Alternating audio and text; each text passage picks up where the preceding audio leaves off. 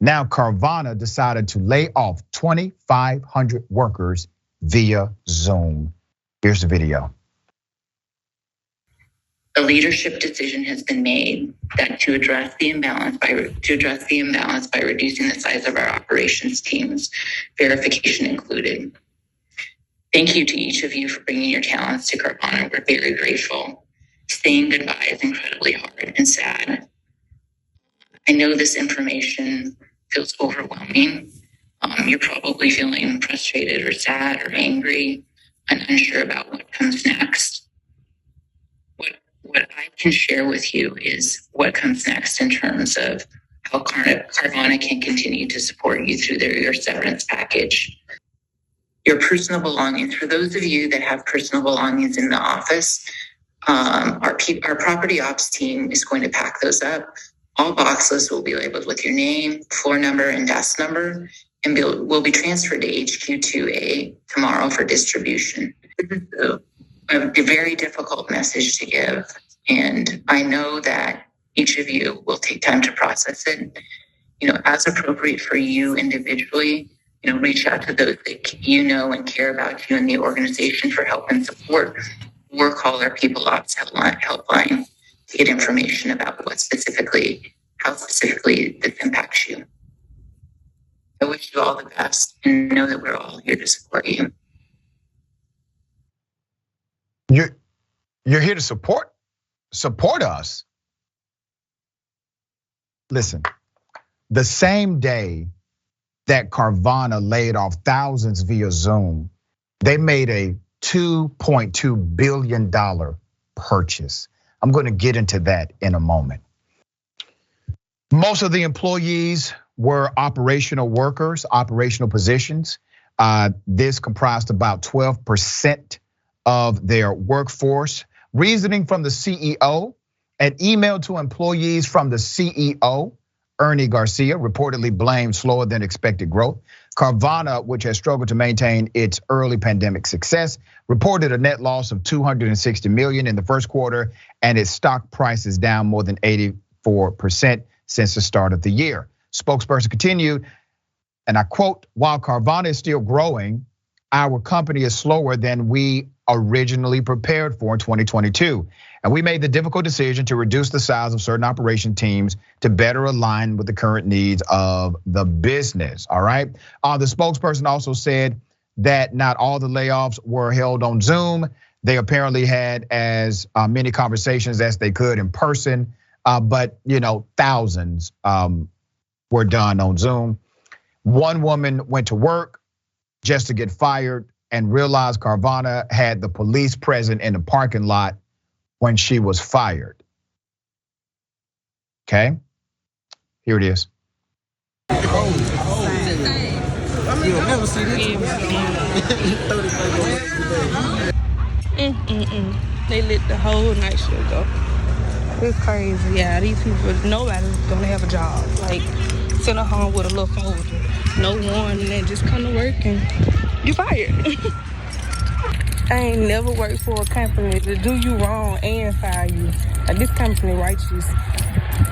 I'm gonna tell y'all, cause it's something serious here at this job. Then they got police out here everywhere.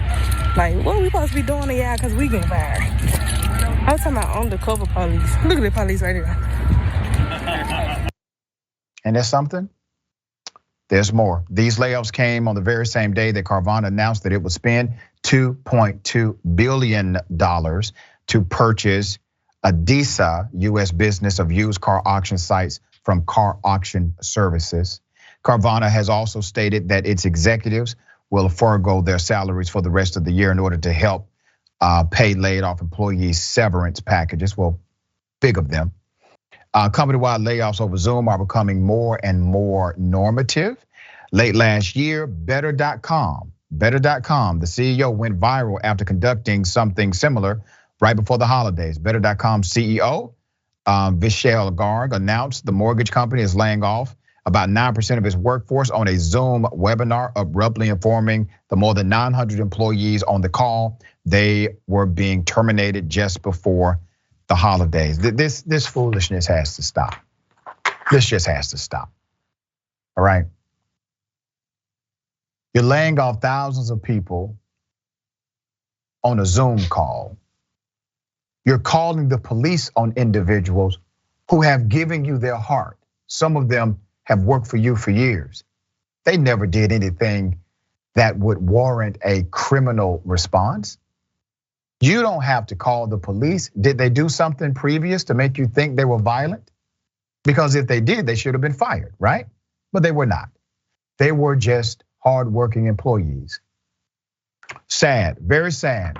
All right, Yasmin, thoughts here. Yeah, I mean, they keep trying to push this idea of this is your work family. We're a family here. Right. Families do not function like businesses, and they're not supposed to, and vice versa, right? They're two very, very different things. And what we're seeing here is, I think, indicative of a bigger problem with capitalism, in which it necessitates constant growth. And if you're not growing, then you're doing something wrong. Stagnation is not okay, even if that means having a more stable business and providing for the workers that you already have. If you have to downsize, then you have to downsize, right? It's an unfortunate occurrence that needs to happen, but you can always treat your employees with respect. That's right. Not, fire all of them over Zoom as if they're not even people. I mean, these are lives that are being destroyed. And we learned during the pandemic that most Americans cannot go without a single paycheck. If you miss one paycheck, you're behind on rent, you're behind on bills, you're behind on food, you're behind on gas, all kinds of things, right? And so now all these people, luckily they're getting a severance, but I mean, their lives are completely upturned now. There are people presumably who are depending on them as well. So this is a big deal, and these companies, they don't value the workers who are the ones who are actually bringing in money for them, right? They're not paying them adequately, and they're doing things like this to them publicly. These stories are going viral, and it's like you mentioned, we've heard this before, and it was a problem back then, and they're still doing it. So like, why did that happen? And that went viral with Better.com. And you still think it's okay, Carvana, to do it again. So it's really just disrespectful. And listen, let me go ahead and call them out for this whole executives will forego their salary for the rest of the year. Let me tell you what that play is about. What they decide is to not accept an actual money salary for the remainder of the year. And then at the start of the new year, they get it back in bonus pay. That's how they do it. They've done this routinely.